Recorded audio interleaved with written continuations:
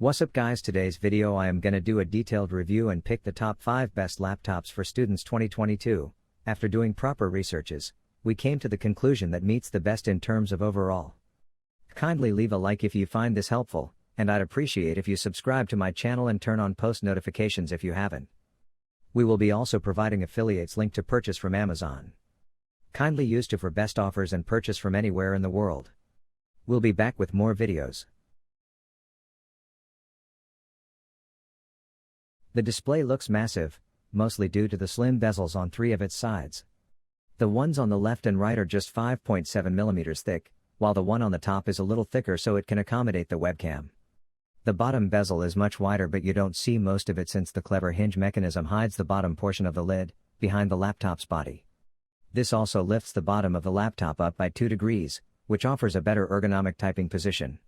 The 14-inch display on the Asus VivoBook 14 has a full HD resolution and a 16:9 aspect ratio. The panel doesn't have the best viewing angles, and colors look a little muted due to the narrow 45% coverage of the NTSC color spectrum. It's a 60Hz panel and you get a matte, anti-glare coating, which is helpful when working under a lot of artificial lighting.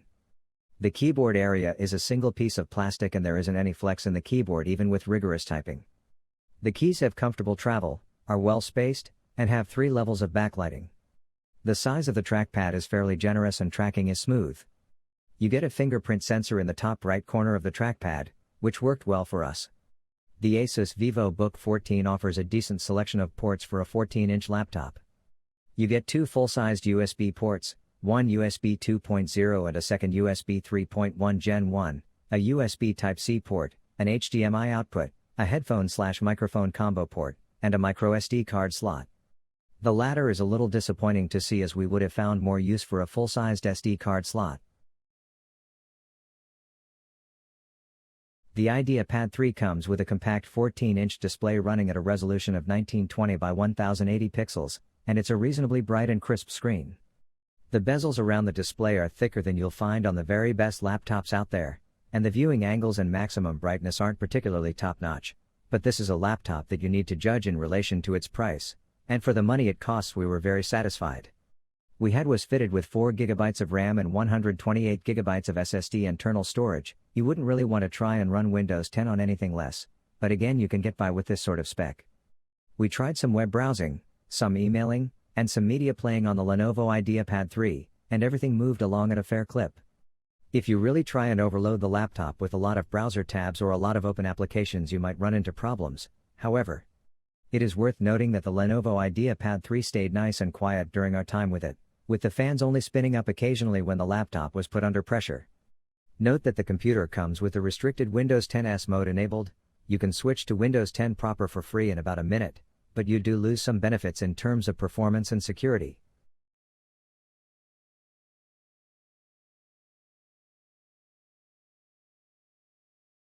The Acer Aspire 5 feels like a refuge from circa 2015. The slightly dated design is notable chiefly for big, fat bezels top and bottom of the 14-inch display.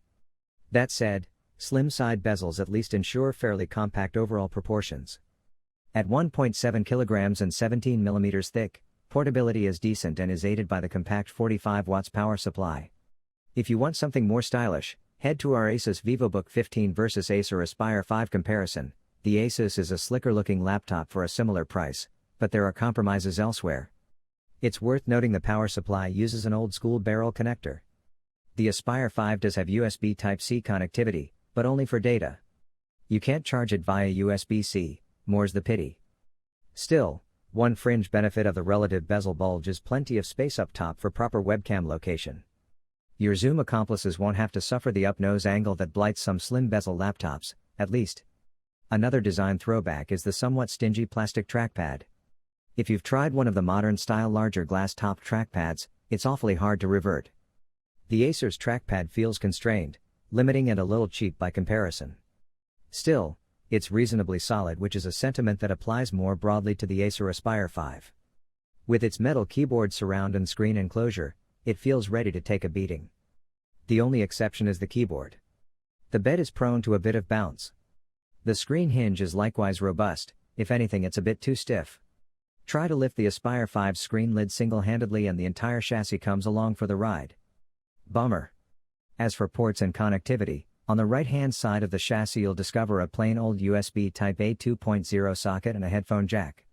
On the left there's HDMI, a pair of 5 gigabits per second USB 3.1 ports, plus a USB Type-C connector, again running at 5 gigabits per second. The only conspicuous omission is an SD card reader. Audio-wise, the Acer Aspire 5 is configured with a pair of bottom-firing stereo speakers at the front of the chassis. In terms of clarity and soundstage imaging, they're not actually all that bad. But the total absence of anything akin to bass and also very little by way of mid-range results in a very thin overall audio experience.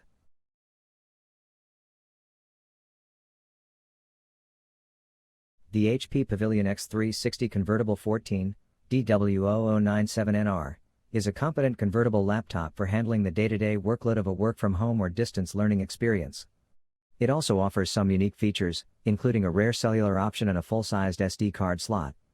The USB-C and HDMI ports allow for 2 additional displays, including 4K support.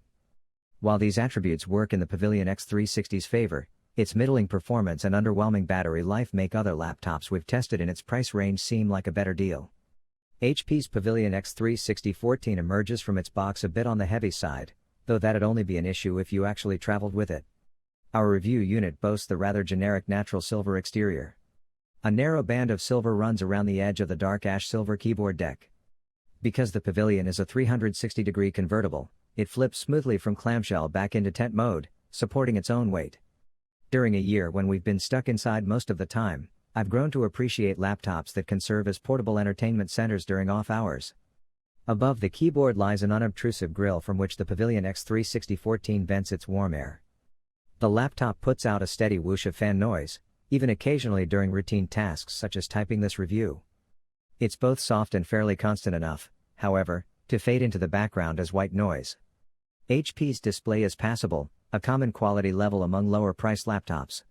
Its backlight has a top brightness of about 250 nits, the bare minimum for what we consider to be sufficient for indoor work. My downstairs office gets minimal outside light, and I found the display to be just slightly on the dim side. Color fidelity seemed adequate, however, with sufficient viewing angles from either side. Just don't expect to use it outdoors. At this price point, a laptop's aesthetics should be a bonus, not part and parcel of the experience. No one can help but notice, though, the wide lower display bezel of about 1.5 inches. Though the side, 1/4 inch, and the top, 3/8 of an inch, bezels are slimmer.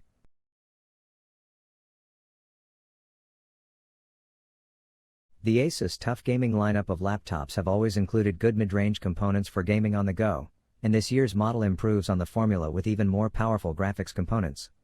The TUF Gaming F15 laptop refresh of 2021 now comes with the latest 11th Gen Intel Core CPUs, armed with an NVIDIA GeForce RTX 3060 that should be more than enough to power its 1080p screen with a high refresh rate. The new laptop also gets an update to its design and chassis, all of which helps in distinguishing itself from gaming laptops of the past. The TUF F15 shakes up its design with a new style that leaves behind the more gamer-centric aesthetics that plagued the entire gaming laptop landscape in the past few years. The laptop is well balanced, with its keyboard being comfortable to type on. It's nothing that compares to that in my MacBook Air, but I was happy enough to write more than half of this review on it as far as gaming laptops go. The trackpad is also quite serviceable, although the lack of capacitive touch did throw me in for a loop, as it instead uses 2 physical buttons at the bottom. As such, dragging and dropping items using just the touchpad didn't work half of the time. The laptop's 1080p display is well suited to the internals powering it, with our panel's 144Hz refresh rate compensating for the lack of color depth. The display is also a tad bit too smooth looking to my eyes, with colors looking flat, especially when watching movies. It also never got bright enough for comfortable use, even with the wall adapter plugged in, which does help a little bit.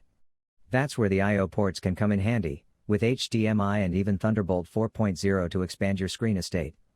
Our Asus TUF F15 came with an 8-core/16-thread Intel Core i9-11900H, 16 GB of RAM and an NVIDIA GeForce RTX 3060, all of which are powerful enough for the 144Hz 1080p display.